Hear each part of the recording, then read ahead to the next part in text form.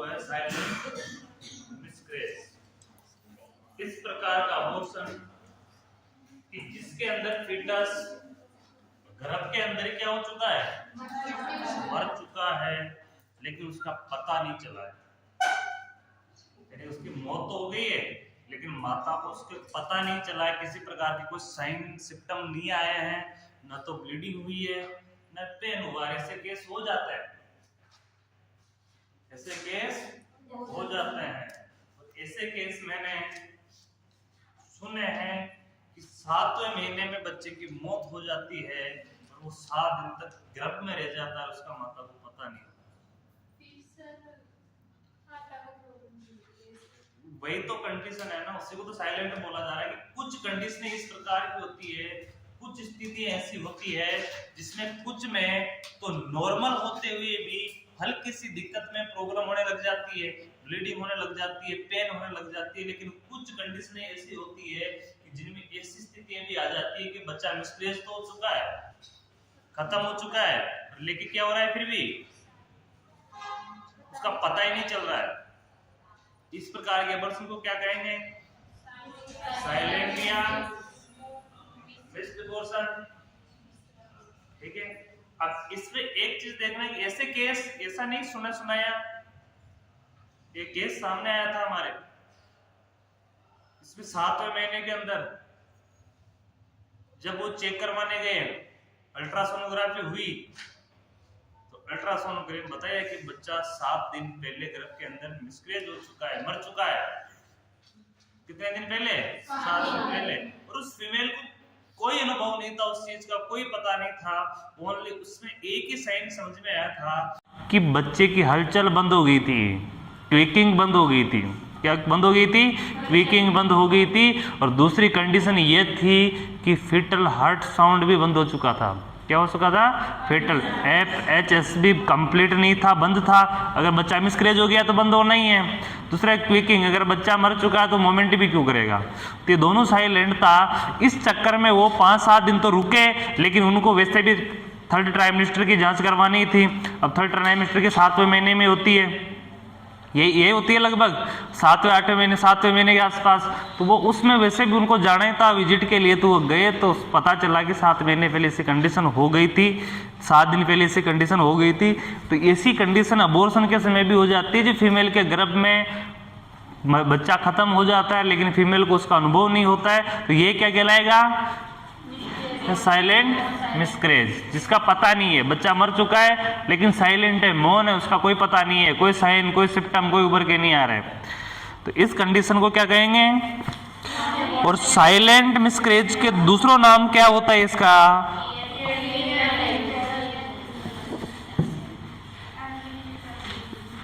Early fetal damage. क्या होगा? Early fetal damage.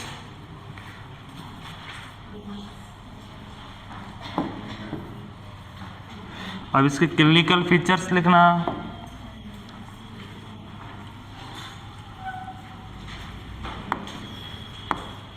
कौन कौन से ऐसे फीचर्स होंगे जो सामने आएंगे उस समय?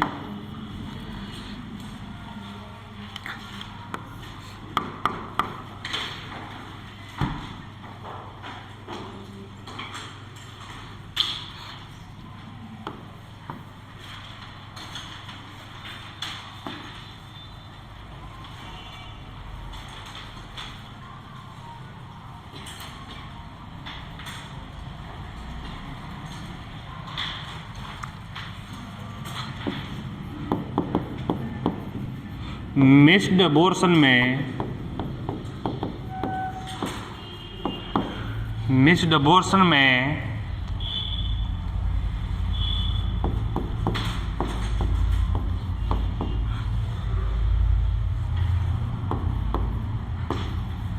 threatened abortion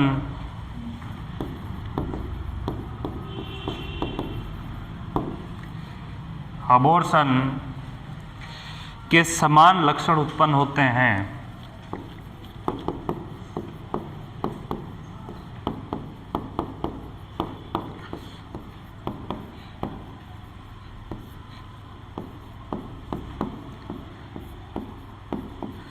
किस प्रकार के लक्षण उत्पन्न होंगे? इसको हिंदी में क्या बोलेंगे? संभावित गर्भपात। संभावित गर्भपात के जो लक्षण हैं उसके समान इसके लक्षण प्रकट होते हैं। कैसे? संभावित में संभावना होती है, हल्की ब्लीडिंग नजर आती है, आ भी जाती है, नहीं भी आती है, पेन लेस होता है, कई बार पेन हल्का हो जाता है, ऐसी कंडीशनें होती है उसके अंदर। तो उसके जो साइन सिम्टम होंगे वही इसमें क्या आएंगे? वैसे कि वैसे एबॉर्शन में इस सवाल के हम भी आएंगे, साइलेंट मिस्ट में भी। अन्य लक्षण, अदर सिम्टम,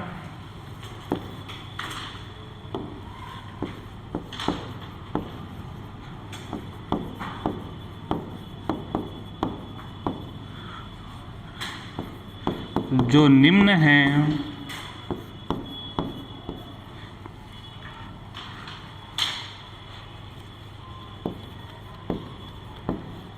मलेशिया,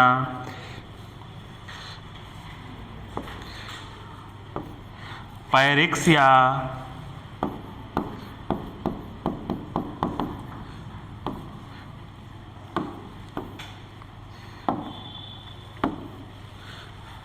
और एनरोक्सिया।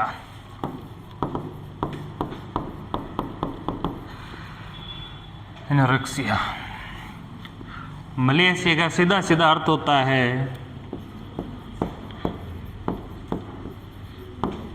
अस्वस्थता, पायरेक्सिया का सीधा सीधा अर्थ होता है fever,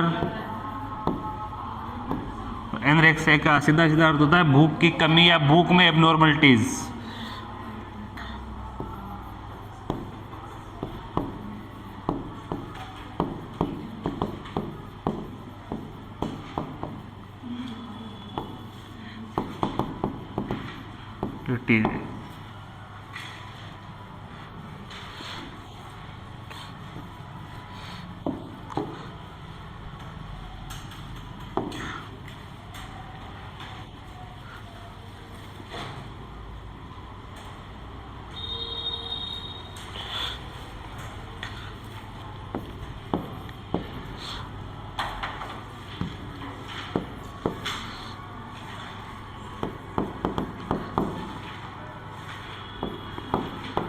presented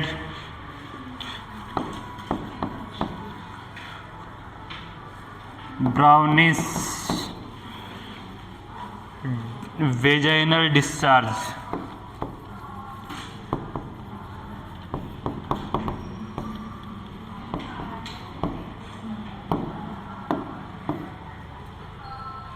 presented brownish vaginal discharge। योनि से लगातार लाल भूरे रंग का स्राव निकलना। हिंदी में क्या होगा इसका?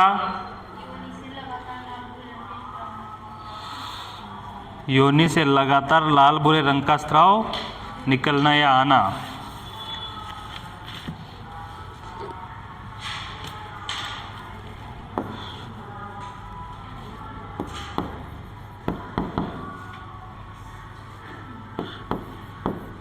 Subsidence of pregnancy,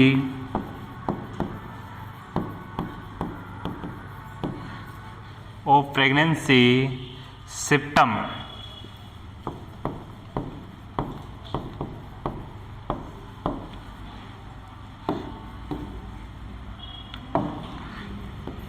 इसका हिंदी अर्थ लिखना गर्भावस्था के लक्षणों का समापन। और जब मिसकैरेज ही हो गया है बच्चा तो ऑटोमेटिक लक्षण का समापन हो जाएगा, लक्षण बंद हो जाएंगे गर्भावस्था के। वो गर्भावस्था के लक्षण बंद होंगे तो सबसे ज़्यादा फर्क किसमें पड़ेगा? ब्रेस्ट में। ब्रेस्ट की ग्रोथ रुक जाएगी, ब्रेस्ट का टेंडरनेस खत्म हो जाएगा, क्योंकि पूरे लक्षण ही खत्म हो जाएंगे उसके।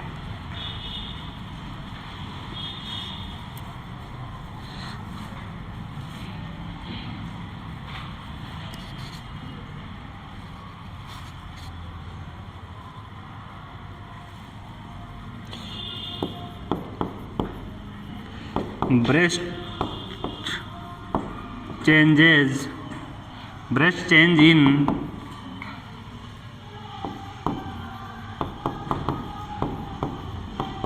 substance,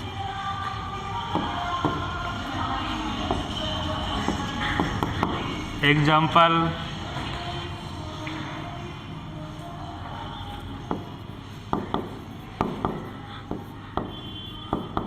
आकार में कमी,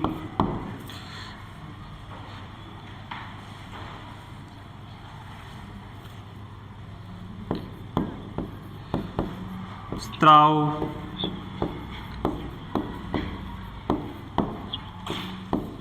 अनुपस्थित,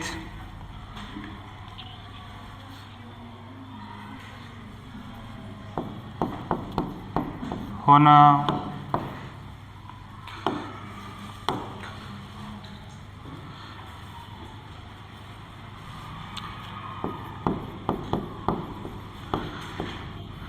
सेकेंडरी एरोला लुप्त होना,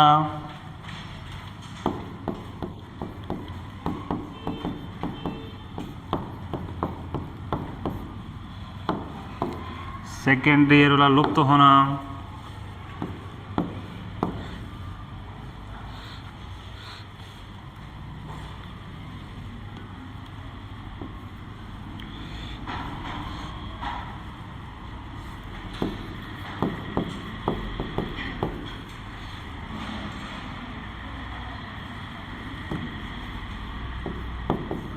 Montgomery sign, tubercles,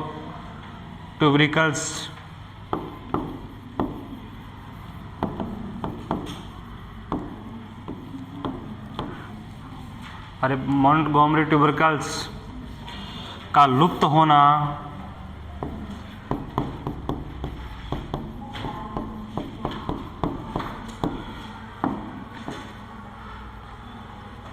ये सारे किसके हैं?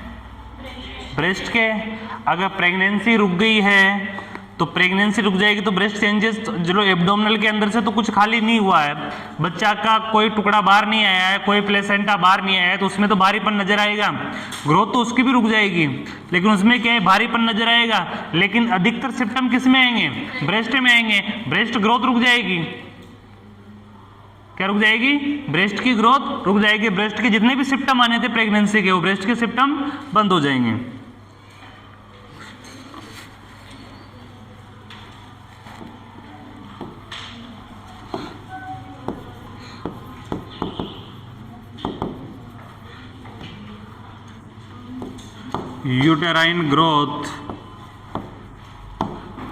Uterine growth stops.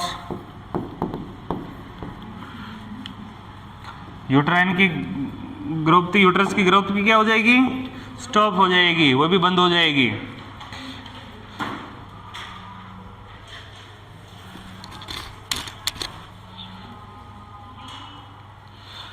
यूटेरस छोटा या स्मॉल हो जाता है।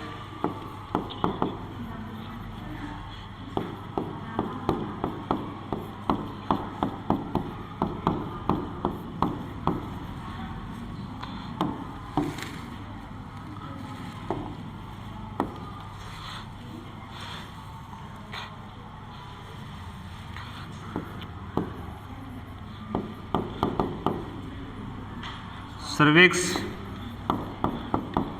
कठोर या टेंडर हो जाता है।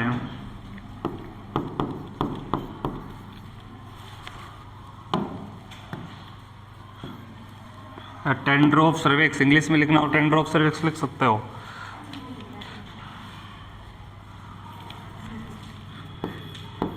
FHS अनुपस्थित रहता है। इसकी फुल फॉर्म क्या होती है? फेटल हार्ट साउंड है, FHS।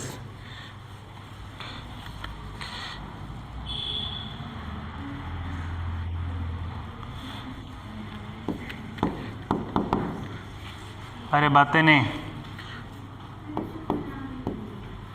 क्विकिंग,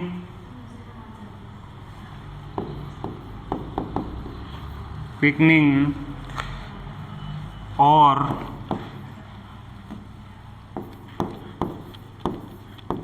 fetal movement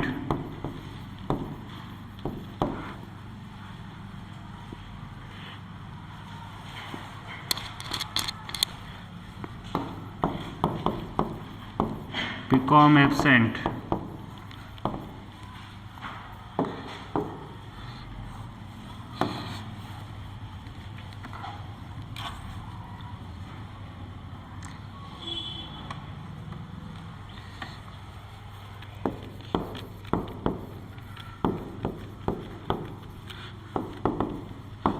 test in negative pregnancy, test in negative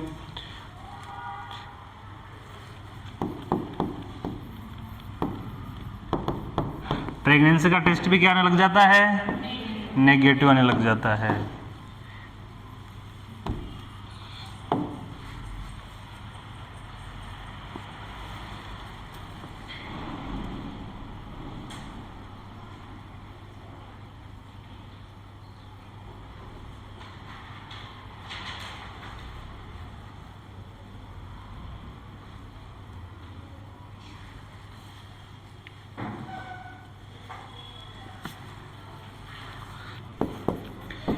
यदि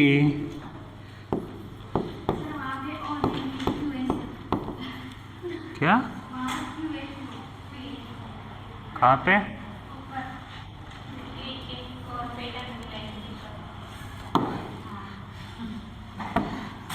यदि प्रेगनेंसी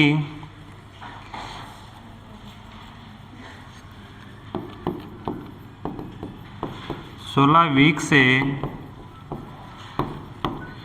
अधिक होती है तो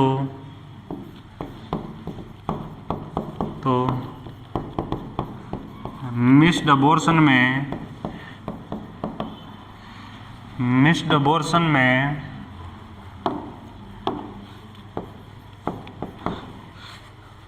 फीटल स्कल या फीटल स्केलेटल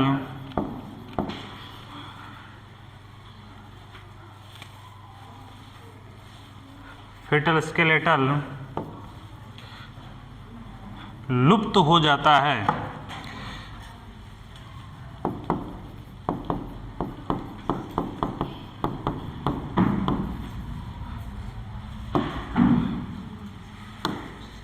कैसा हो जाता है फीटल स्केलेटल सिस्टम, जो बच्चे की जो बोन बनना प्रारंभ हुई थी वो क्या हो जाती है, लुप्त हो जाती है, नष्ट हो जाती है, गल जाती है मिसकैरेज की कंडीशन में, मिस्ड अबॉर्शन में।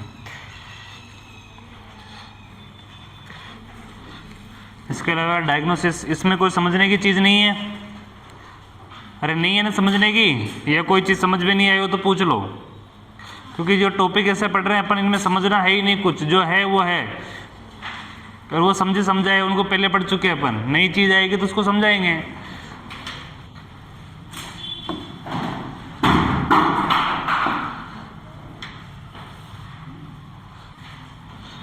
डायग्नोसिस,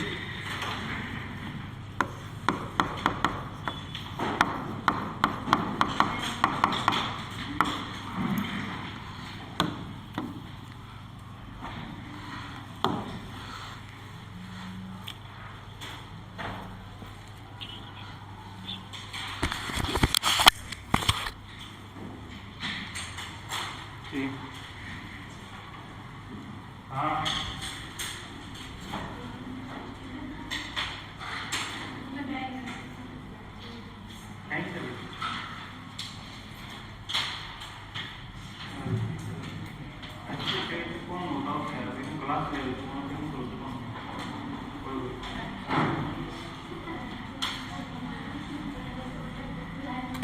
डायग्नोसिस में लिखना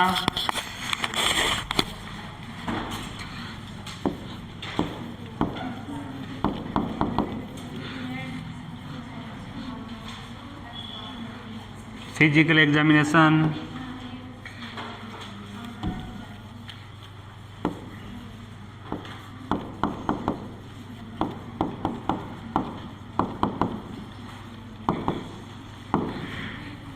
फिजिकल एग्जामिनेशन,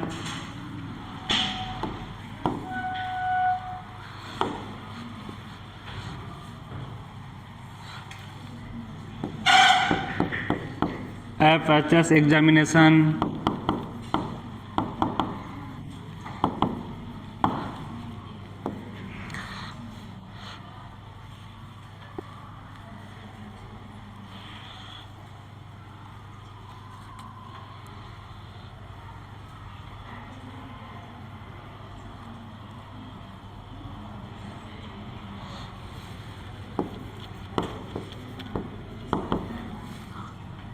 रेडियोलॉजी कल टेस्ट या एग्जामिनेशन, रेडियोलॉजिकल टेस्ट सीधा सीधी भाषा में एक्सरे।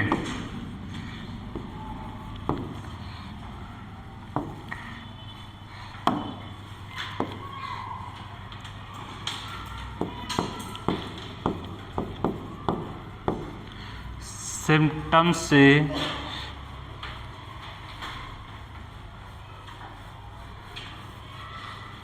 उपस्थिति,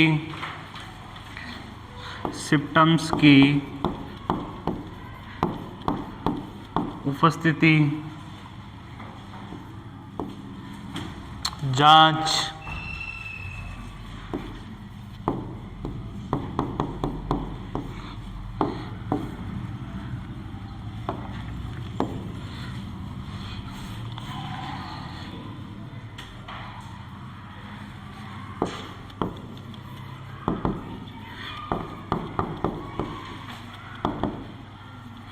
vaginal bleeding history,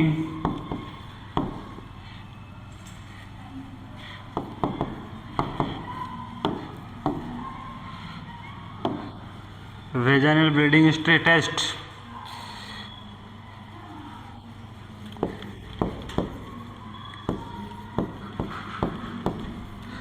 pregnancy test,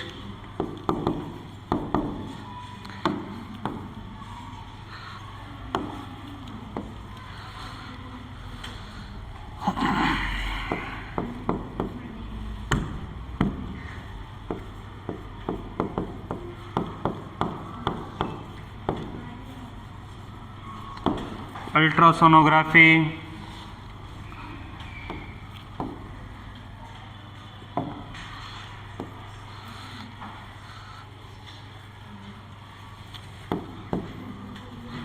serum HCG level,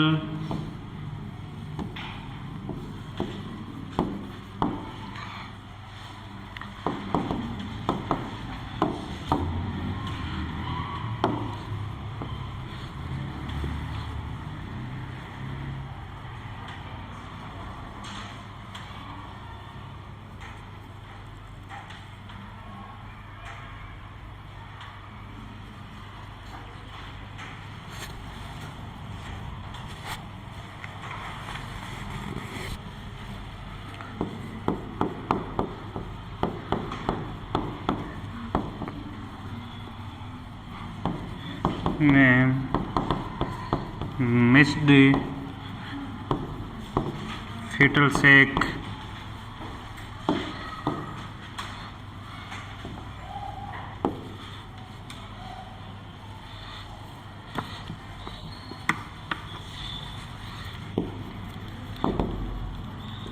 internal examination,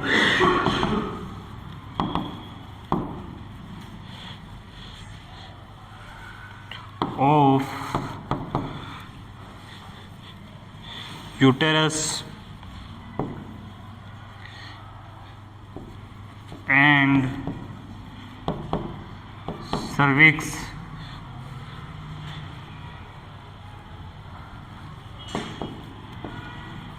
vagina।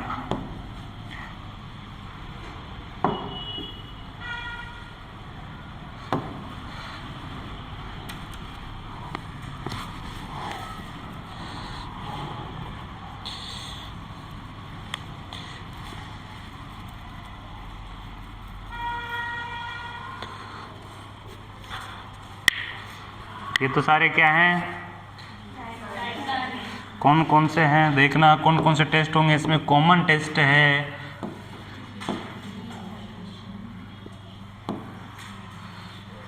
सबसे पहला टेस्ट हो रहा है, कौन सा हो रहा है, फिजिकल एग्जामिनेशन, ये शारीरिक परीक्षण। फिजिकल को क्या बोलेंगे, शारीरिक परीक्षण। FSS examination, fetal heart sound examination. Radiological test यानी एक्सरे। सिम्टम की उपस्थिति की जांच, कि सिम्टम आ रहे हैं या नहीं आ रहे उसकी उपस्थिति की जांच करना। Vaginal bleeding history test, vaginal bleeding आई थी, पहले आई हो, उसके बारे में उससे बातचीत करना, हिस्ट्री टेस्ट करना, हिस्ट्री देखना। Pregnancy test, pregnancy complete test देखना। Ultrasonography, serum acid level test, ultrasonography में मिक्स्ड फीटल सेक।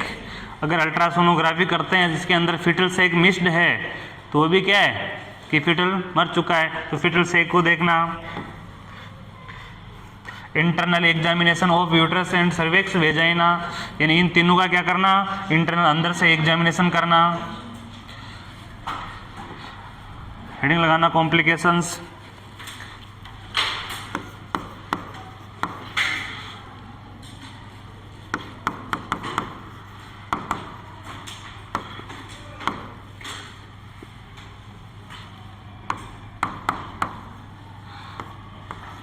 कॉम्प्लिकेशंस यानी जटिलताएं।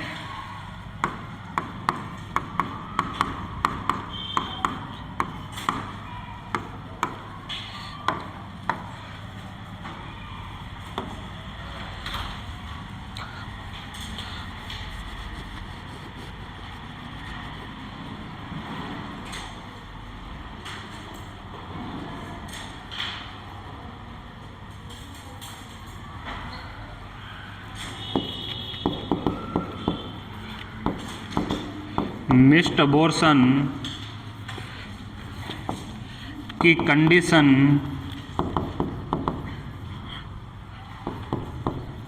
लॉन्ग टाइम तक रहने पर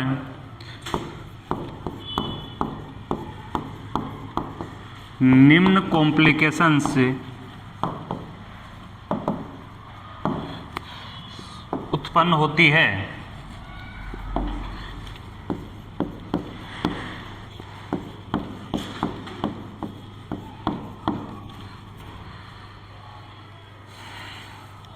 उत्पन्न होती है।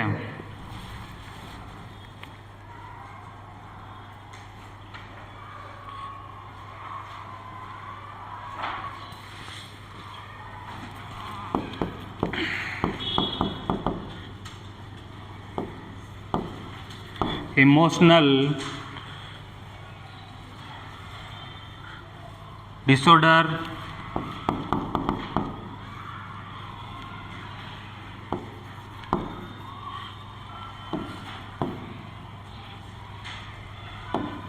Emotional disorder, hyperpyrexia,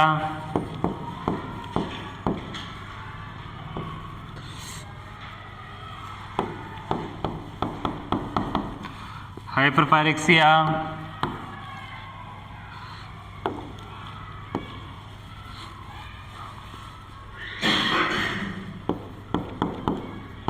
blood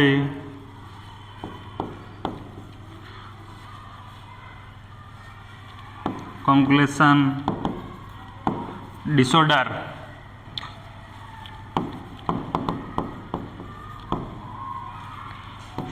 Hindi लिख सकते हो इसकी, रक्त स्कंदन विकार,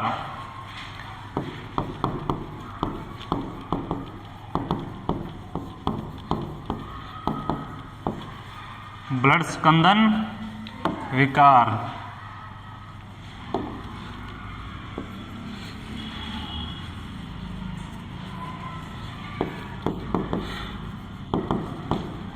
uterine इनर्चिया,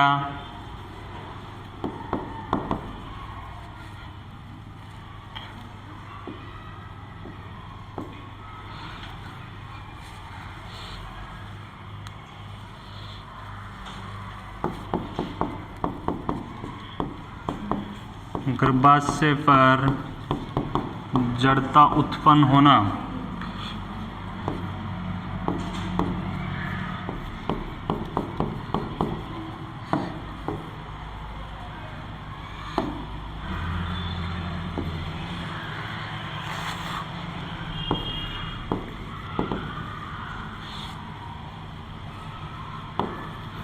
retained placenta,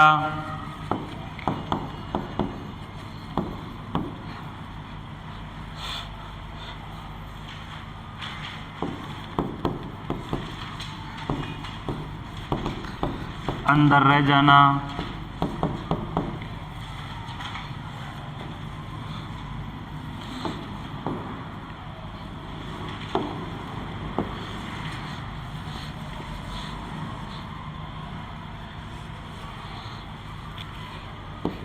PPH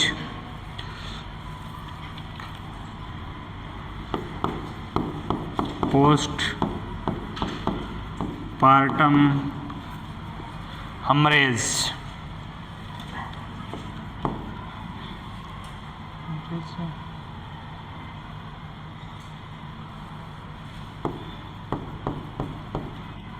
haemorrhage में कहाँ से आ गए थे?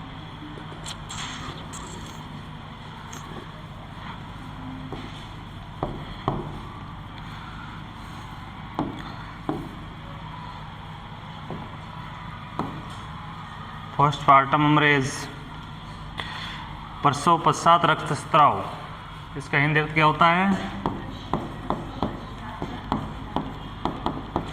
पश्चात रक्तस्राव। ये प्रत्येक जो फीमेल की डिलीवरी होती है जिसमें कॉम्प्लिकेशन हो सकता है, उसकी कॉम्प्लिकेशन में काउंट होता है कि डिलीवरी के बाद जो अधिक ब्लीडिंग होना प्रारंभ हो जाती है ना, तो उसको क्या बोलते हैं? Postpartum haemorrhage. क्या बोलेंगे उसको? Postpartum haemorrhage. लास्ट है इसका इन्फेक्शन।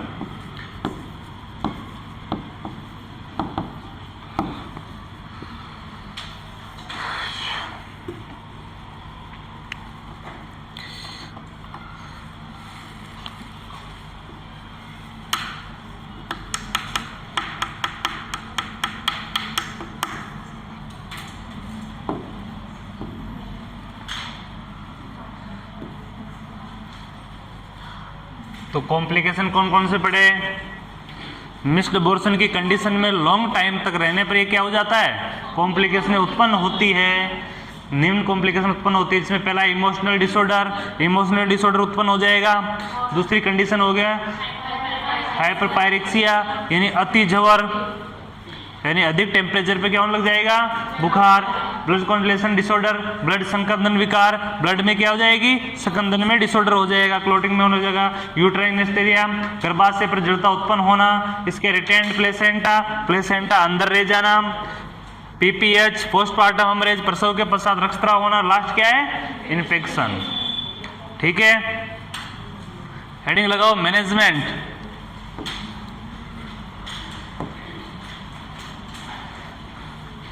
लिखते जाओ और हमारा तो कहना ये घर जाके पढ़ते रहो। ये नहीं पढ़ोगे तो ये शब्द याद ही नहीं होने वाले हैं। और अभी तो स्टार्ट ही हुआ है, कंफ्यूजन तो अभी तो ट्रेलर है। अभी तो कितना कौन सा चैप्टर चल रहा है ये? कौन सा चैप्टर है ये? तभी तो बहुत पास में है, ऐसे बहुत बाकी पड़े आगे। ये जो कंडीशन है, आप बार बार पढ़ रहे हो ना एक ही चीज। अबॉर्शन पढ़ रहे हो, अबॉर्शन के टाइप पढ़ रहे हो, तो बार बार वही चीजें रिपीट कर रहे हो। यही चीज आपको कॉम्प्लिकेशन में आएगी, लेबर कॉम्प्लिकेशन में।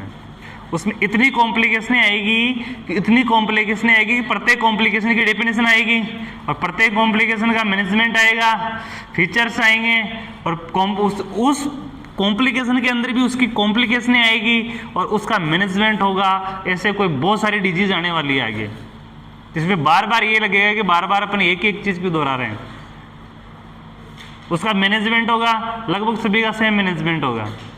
कुछ हल्का सा चेंज होगा तो आपको बार बार ये लगेगा कि बार बार एक एक मैनेजमेंट क्यों लिख रहे हैं अपन, एक एक चीजें क्यों लिख रहे हैं बार बार, ऐसा लगेगा। डायग्नोस्टिक टेस्ट जो होना वो एक ही बार होना है, सारे वही होने, तो वो लगेगा आपको। सिर्फ डेफिनेशन चेंज लगेगी और चीजें आपको वही लगेगी। तो ऐसी चीजें बहुत से आने वाली। भी तो कोई मेन कॉम्प्लिकेशन है तो अपन बाद में पढ़ेंगे। बहुत तगड़ा चैप्टर है, पूरा कॉम्प्लिकेशन से भरा हुआ है। एबनॉर्मल लेबर के नाम से, किसके नाम से? एबनॉर्मल लेबर के नाम से। अब कुछ लेबर एबनॉर्मल हो जाती तो उसमें कंडीशन होती है, उसमें कौन कौन सी कॉम्प्लिकेशनें होती है, उनको कैसे पढ़ा जाता है, कैसे सोल्व किया जाता है, एबनॉर्मल लेबर को किस प्रकार से किया जाता है, और कौन कौन सी एबनॉर्मलिटीज के अंदर सीजरियन नहीं किया जाता है और कौन कौन सी को नॉर्मल भी करवा सकते हैं, वो कंडीशन अपन पढ़ेंगे आगे। तो अभी तो शुरुआत है। अगर अब एक चीज मैं और बताता हूं कि शुरुआती चैप्टर पढ़ लिया ना आपने, तो आगे पूरी मिडवाइफरी में दिक्कत ही नहीं आनी है।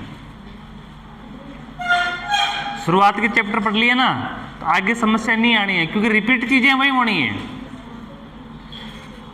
इंग्लिश के शब्द ये पोस्टमार्टम हमारी एज अभी पढ़ोगे ना तब भी यही है, ये कम से कम हर टॉपिक में रिपीट होने वाला है। आगे एबनॉर्मल लेबर में हर टॉपिक में रिपीट होगा, तो यहीं ये चीज़ याद हो जाएगी, तो उसको फिर याद करने की जरूरत नहीं है, लिखना ही रहेगा। इसलिए चीज़ों को अभी स्टार्टिंग में याद हो गई तो ये बार बार यही चीज़ें रिपीट होनी है आगे, तो बहुत ईजी लगने लग जाएगा धीरे धीरे मिडवाइफरी। ये तो स्टार्टिंग में तो हार्ड लगेगी हो, लेकिन धीरे धीरे बहुत ईजी हो जाएगी।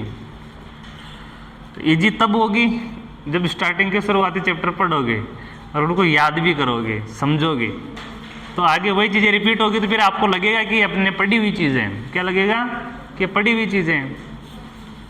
और जब वो बार बार वही चीज़ पढ़ोगे और वो लगने लग जाएगा कि पढ़ी हुई चीज़ें, तो मिडवाइफरी आपको बहुत ईजी लगने लग जाएगी। इसकी हेडिंग लगाओ मैनेजमेंट।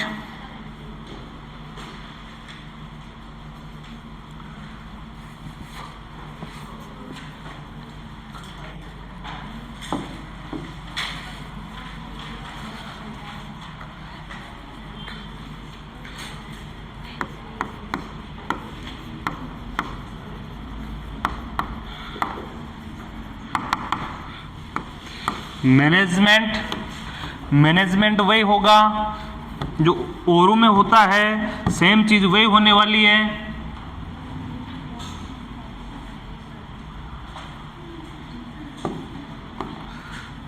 मैनेजमेंट कोई चेंज नहीं है, मैनेजमेंट हल्का सा चेंज होगा जो अपन देख रहे हैं। सबसे पहला है बिफोर 12 वीक।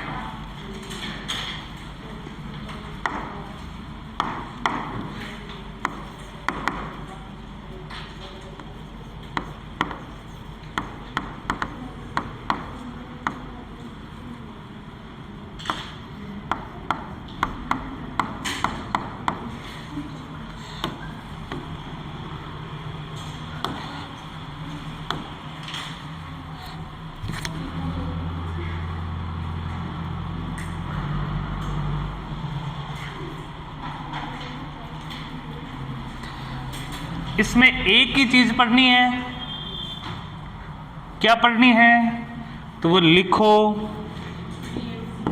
D&E करनी है। क्या करनी है, ये टॉपिक यहीं खत्म है। क्या करना है इसमें, D&E करनी है। बिफोर 12 वीक यह खत्म है। इसके बाद में क्या पढ़ेंगे अब, आफ्टर 12 वीक। वही है, एक तो वही रहेगा ऑक्सीटोसिन वाला, एक चेंज होगा जो अपन वो पढ़ेंगे। ठीक है, तो इसके अंदर D&E पहले पढ़ चुके हैं अपन, तो इसमें सिर्फ यही कि ये होता है, ये क्या होता है, इसको जानना, आप पढ़ोगे तब जान पाओगे। अब एक चीज और कॉमन है कि ये होनी है, तो क्या देंगे, जनरल एनेस्थीसिया। क्या देंगे, जनरल एनेस्थीसिया। तो उसको भी लिखवाने की जरूरत नहीं है, D&E करना है तो जनरल एनेस्थीसिया देना ही देना है। ठीक है, तो इसको यही second B after weeks.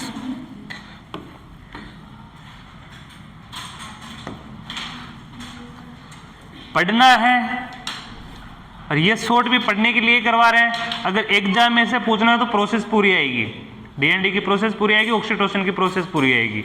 Exam में लिखते हो पर्टिकुलर पूछता है तो, और अपन तो पढ़ने के हिसाब से जो पहले पढ़ चुके हैं उस चीज के लिए शॉर्ट कर दिया है इसको, नहीं तो इसकी वापस प्रोसेस लिखेंगे, वैसे उपकरण लेंगे, जनरल एनेस्थीसिया लेंगे तो वो लंबा हो जाएगा। ठीक है,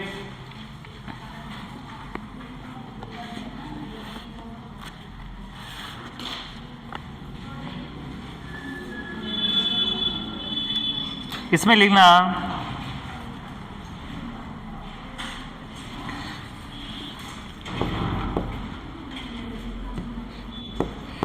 यदि मिस्ड अबॉर्शन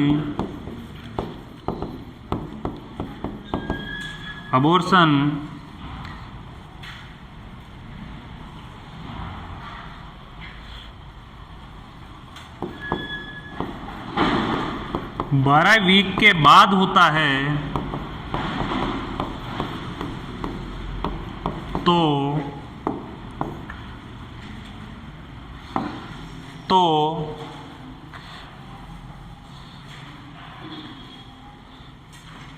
तो इस स्थिति में, तो इस कंडीशन में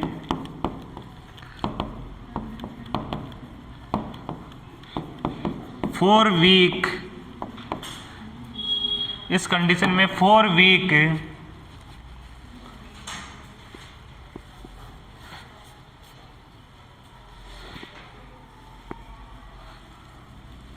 वीक तक फीटस स्वतः निष्कासित या निष्कासन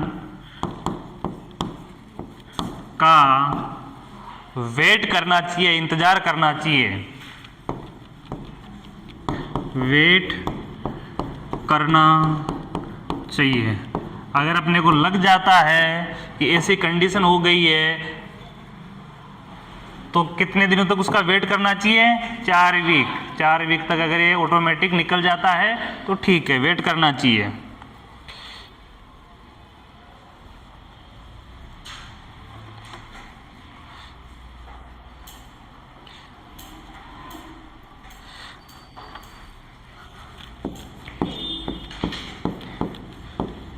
यदि 4 वीक पर निष्कासन नहीं होता है तो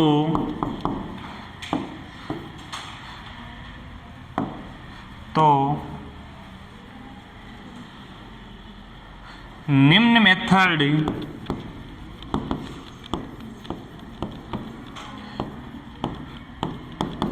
अपनाए जाते हैं।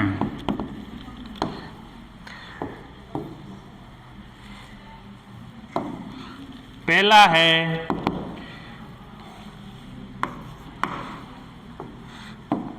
ऑक्सीटोसिन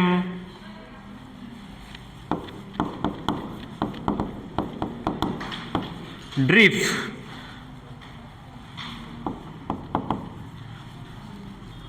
ऑक्सीटोसिन ड्रिफ्ट, इसमें क्या करेंगे? ऑक्सीटोसिन देके क्या करेंगे? प्रेरित करेंगे।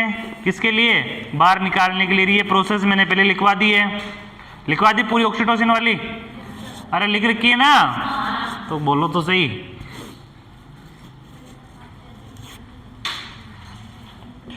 पर बी वाली में देखना जो नहीं है,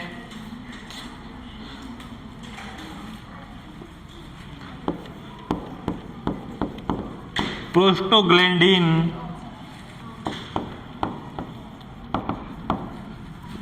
प्रोस्टोग्लैंडिन्स में लिखना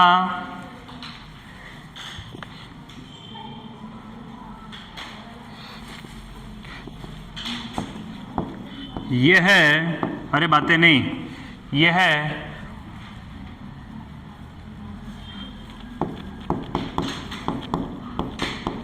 ऑक्सीटोसिन ड्रिफ्ट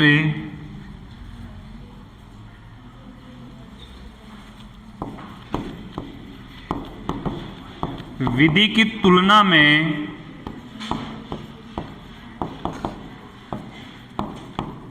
अधिक प्रभावी है। किसकी तुलना में अधिक प्रभावी? ये ऑक्सीटोसिन ड्रिफ्ट की तुलना, विधि की तुलना में ये अधिक प्रभावी है।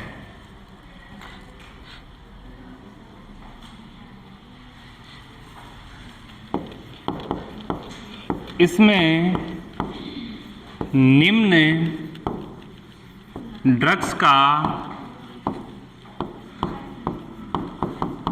उपयोग किया जाता है।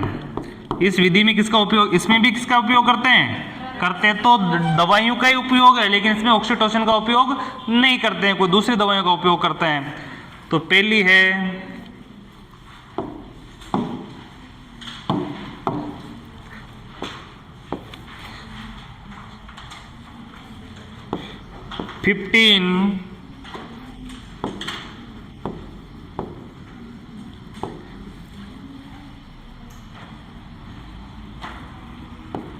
Methyl,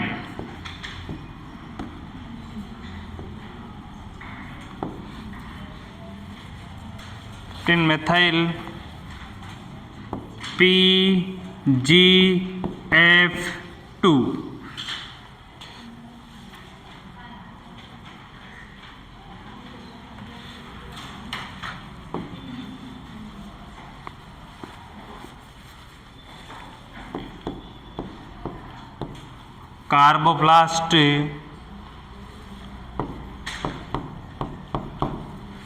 कार्बोप्लास्ट,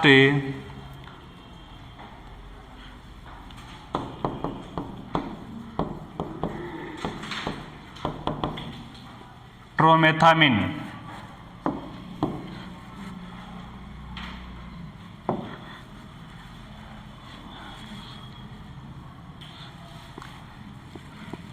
methyl FGF2, PGF2। इसका मतलब PG का क्या होगा? Prostaglandin. क्या होगा? पोस्ट ग्लेडिन। F2 कौन सी स्थिति है? F2 लेवल की, पोस्ट ग्लेडिन F2 लेवल की, जिसका नाम क्या है? एक तो इस दवाई का उपयोग किया जाता है, इसकी मात्रक भी यहीं लिख लो, 250 माइक्रोग्राम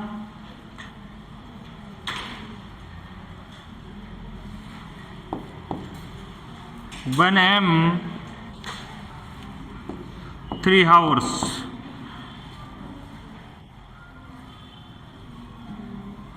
hourly।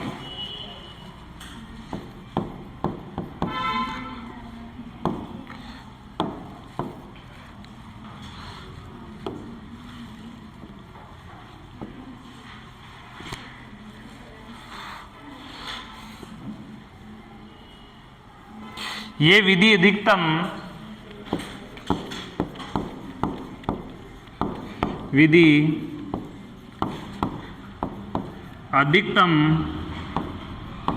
5 बार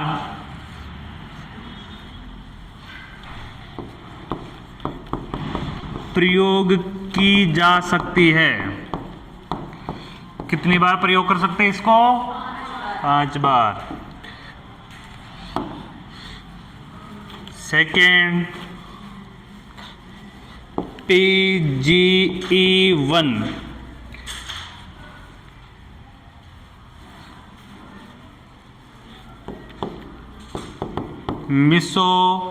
मिसोप्रोस्टल,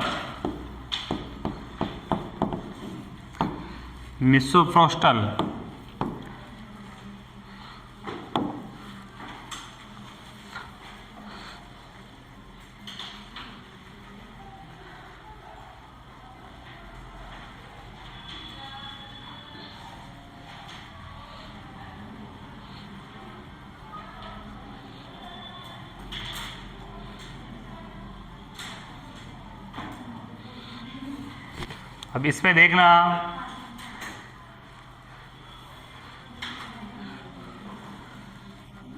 एक 150 माइक्रोग्राम की ये जो पिल्स देते हैं, ये दवाई देते हैं, ये देते हैं ओरल से। किससे देते हैं? ओरल से। तो इसका इंट्रा माउथ लिखा हुआ है, इंट्रा माउथ 3 आवर्स। इसका टाइम कितना है? इंट्रा माउथ देते हैं, आईएम का मतलब इंजेक्शन नहीं करते, यहाँ पे क्या है? इंट्रा माउथ है, इंट्रा माउथ। और इसका टाइम कितना होता है? 3 आवर्स। 3 आवर में ये काम कर देती है। ठीक है, इसी प्रकार की ये दवाई है, ये होती इंट्रावेजाइनल। कौन सी होती है? इंट्रावेजाइनल। अगर माउथ से टेबलेट देने पे ये काम नहीं करती है तो फिर कौन सा मेथड अपनाया जाता है? वेजाइनल मेथड अपनाया जाता है। वेजाइनल में कौन सा दिया जाता है? मिसोप्रोस्टल।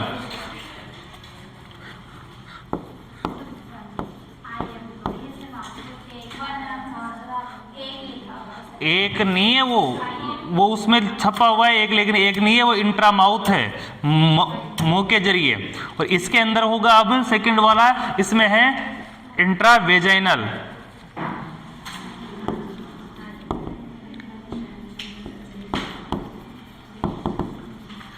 इंट्रावेजाइनल फॉर हावरली, 4 घंटे के लिए।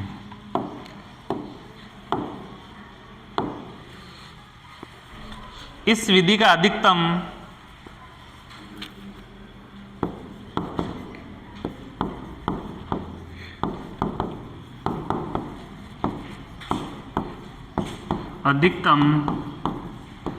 10 बार प्रयोग की जा सकती है।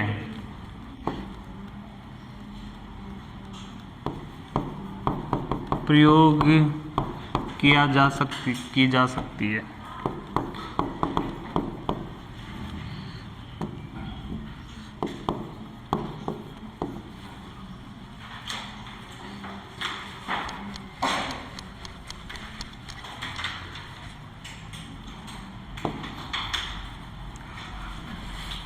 ठीक है, अब कल पढ़ेंगे अपन सेप्टिक अबॉर्शन, विषाक्त और इलीगल अबॉर्शन, अपराधी गर्भपात। जो आज पढ़ाया है इनको कंप्लीट रूप से पढ़ के आना। जैसे चैप्टर खत्म होगा कंफर्म टेस्ट होगा।